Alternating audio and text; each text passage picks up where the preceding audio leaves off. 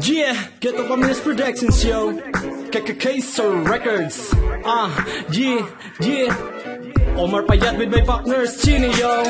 Itong aming awitin na ito ay para sa mga pa-famous ang galawan, sa mga mahilig magtag ng picture.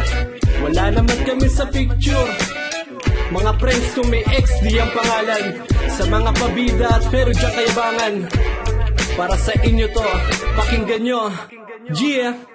Pen, di sarapin. Umilag ka man ay sa full ka pa rin. Dito sa aming awit na aming inihanda. Kung babad ka sa Facebook, malamang isa full ka. Dahil isa ka rin sa mga walang katuturan. Kung mag-post sa wall, wala naman kahulugan. Minuto nagpo-post, wala naman napapala. Pinapakita mo lang kasi kayabangan mong dala, diba? Tama ako, wag ka nang pumalagpa. Kung may kaaway ka talaga, edi itag mo na. At yung ibang nagpo-photoshoot lang dyan sa tabi-tabi, nagpa-picture sa damuhan, nagbuka lamang tutubi. Meron ding iba sa dubs, mas nagbumuka lang engot. At yung iba imutero, laging post ay humuhugo. Sinulat ko ito, pero di po ako haters. Di ako naiinggit sa mga Arabo mo na likers. Bakit ba ganito ang tao sa mundo? Mapansilan ng iba hanggang magpakadesperado. Sa galawan yung iyan, di ba kayo nahihiya? Ay nako, wala nga siguro silang hiya. Kaya nga partners, wag na tayong mangialam sa ginagawa nila. Sila'y wala din pakialam, kaya mag-relax na lang tayo at magkape. Gawin natin ang gusto natin at wala silang pake. Pen, di sarapin.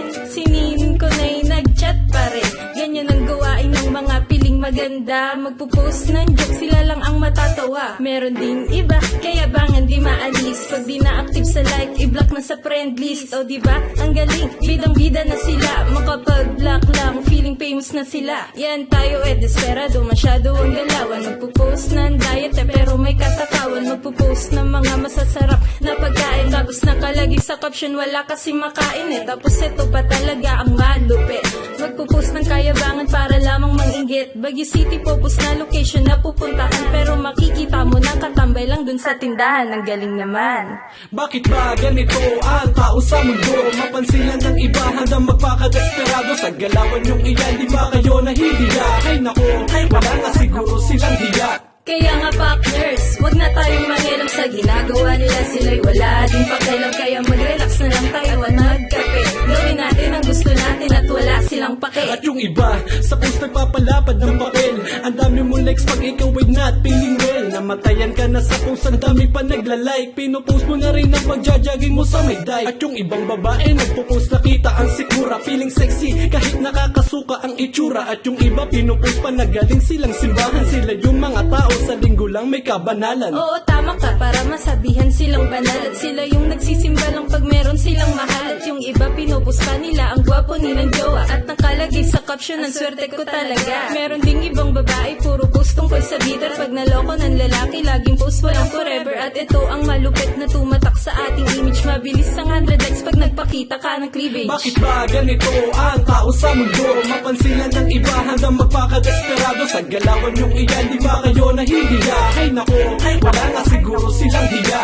Kaya nga partners, wag na tayong mangialam sa ginagawa nila. Sila'y wala din pakialam, kaya mag-relax na lang tayo at magkape. Gawin natin ang gusto natin at wala silang pake. Bakit ba ganito ang tao sa mundo? Mapansilan ng iba hanggang magpakadesperado. Sa galawan yung iyan, di ba kayo nahihiya? Ay nako, wala nga siguro silang hiya.